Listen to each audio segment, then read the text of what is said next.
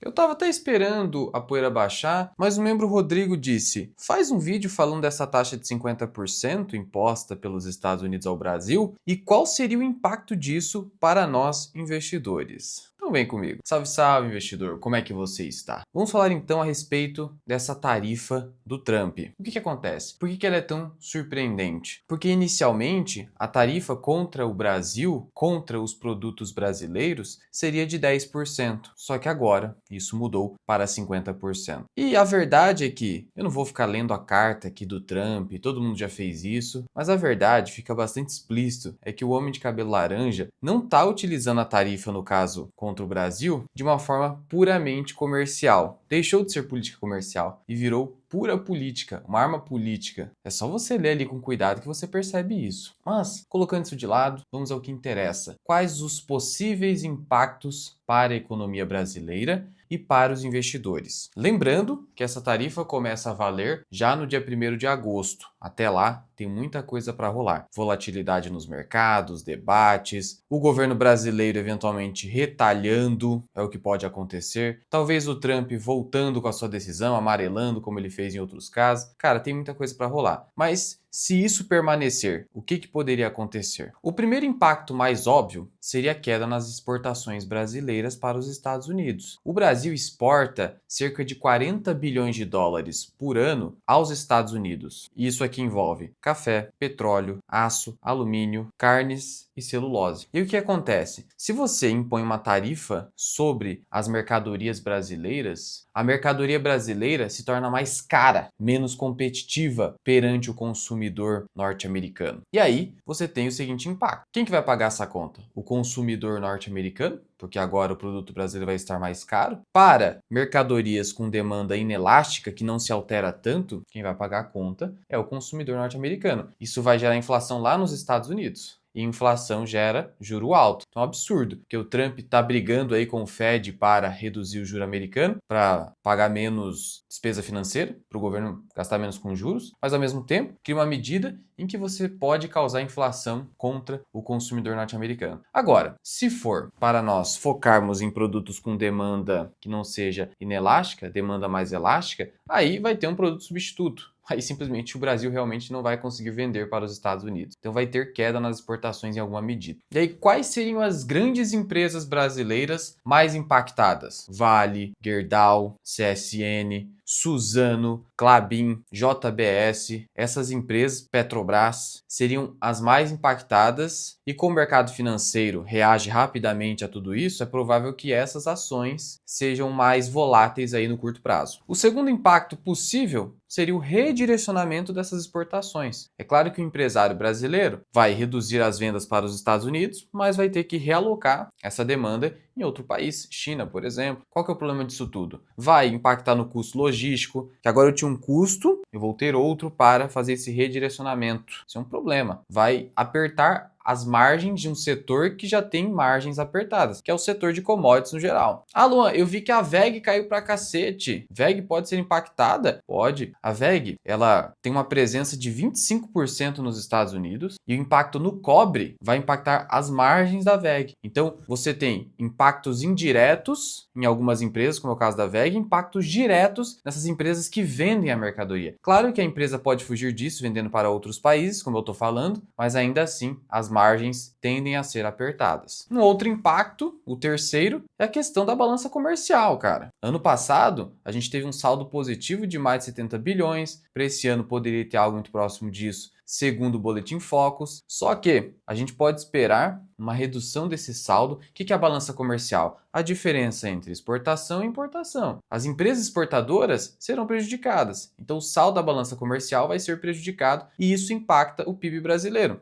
A gente estava com a projeção aí de subir 2,3%. Se isso se materializar, essa tarifa de 50%, vai ter uma retração dessa projeção. Talvez o PIB nem chegue a 2%. Pode ter um impacto de menos 0,3 a menos 0,6, por aí. E aí você teria algo muito negativo para o Brasil. Até porque, quando a gente fala de risco fiscal, a gente está falando de relação dívida-PIB. Com um PIB menor, essa métrica piora e isso impacta o juro brasileiro. Não à toa que quando saiu esse anúncio, você teve DI futuro subindo, que é o juro futuro brasileiro, você teve o dólar disparando mesmo. Fazia tempo que isso não acontecia com o dólar. Por que, Luan? Porque se eu vou ter um impacto na balança comercial, redução das exportações, ao mesmo tempo em que eu posso ter um cenário de inflação nos Estados Unidos, a gente está falando de um cenário em que a gente precisa de um juro mais alto, tanto na economia brasileira quanto na economia norte-americana. E juro mais alto significa dólar, o quê? Dólar que precisa ser contido. Porque se o juro não estiver alto o suficiente para conter o dólar, a inflação não consegue ser contida. Lembrando que quando a gente fala de inflação de custos, aquela inflação do produtor, essa inflação está muito relacionada com o dólar. Um dólar mais fraco no Brasil é melhor para a inflação. Não à toa que a gente teve um IGPM em queda recentemente. E isso poderia não mais acontecer. Então, é esse temor de inflação e juro elevado, não só no Brasil como nos Estados Unidos, é que gera toda essa loucura. E aí, consequentemente, a gente entra no quarto possível impacto, que é a pressão sobre o real e juros. É o que eu falei. Política de tarifas comerciais significa dólar mais caro, dólar fortalecido, porque você tem uma necessidade de juro americano maior e aí você tem essa necessidade do dólar voltar para a economia americana, comprando títulos públicos, ao mesmo tempo que você tem menos entrada de dólares em países exportadores, países emergentes como o caso brasileiro. Então, no final das contas, a gente tem o quê? Um real mais enfraquecido. E aí, como a gente precisa atrair dólares novamente, a gente vai precisar fazer o quê? Manter o patamar de juros lá nas alturas. É um problemaço. Então, essa simples expectativa de adiamento do corte da Selic já vai fazer preço no mercado financeiro. E aí, quais seriam as oportunidades mais claras? Olha, a verdade é que as oportunidades vão estar nas empresas que não serão direta ou indiretamente impactadas por essa medida, caso ela permaneça. A gente não sabe se vai ter aí uma revisão dessa medida. Por que eu falo isso? Porque, viu, uma seguradora, se ela cair, e aí, quando ocorre esse tipo de coisa, o mercado arrasta todas as empresas de uma vez, o que ela tem a ver com isso? Seguradora ganha com floating, que é o dinheiro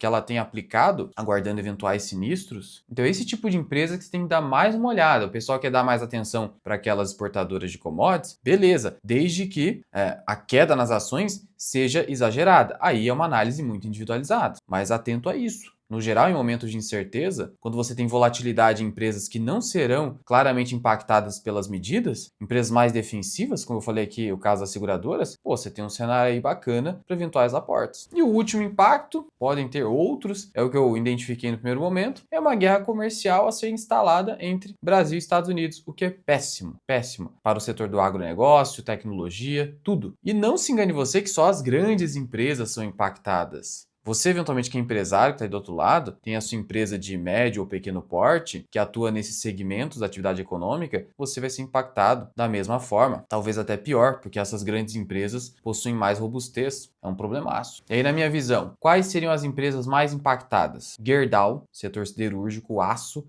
é muito afetado aí. JBS com carnes, Petrobras por conta da menor demanda americana. Aí vai precisar haver um redirecionamento de demanda. Mesma coisa com o minério de ferro. E aí, eu tô falando de Vale aqui, esse tem um problema. Isso pode impactar o preço do minério de ferro. Por quê? Porque vamos lá, se eu reduzir exportação de minério de ferro para os Estados Unidos e ter que mandar tudo isso para a China, para a Índia, outros países, talvez esses países não consigam absorver todo esse estoque de minério de ferro. E aí você ter um excesso de estoque, você tem queda na commodity. Esse é um outro risco. E mesma coisa com a celulose, especialmente com Suzano. Klabin um pouco, mas a Klabin cada vez mais reduzindo a sua dependência da celulose. Mas essas são as empresas commodities no geral, agrícolas e metálicas. E aí, para resumir, efeitos possíveis. Anotei aqui: queda nas exportações, real desvalorizado, balança comercial deteriorada, inflação e juros. Inflação e juros. Aqui para o investidor é a pior parte. Na parte de juros é bom para quem tem bastante renda fixa. Lucros de empresas exportadoras que podem cair. Retaliações e guerra comercial. Redirecionamento de exportações. E aí você tem uma dificuldade aqui de margem. Aumenta os custos da empresa, principalmente na parte logística. Reorganização estratégica global. Esse é outro problema. Gera incerteza. Gera essa questão de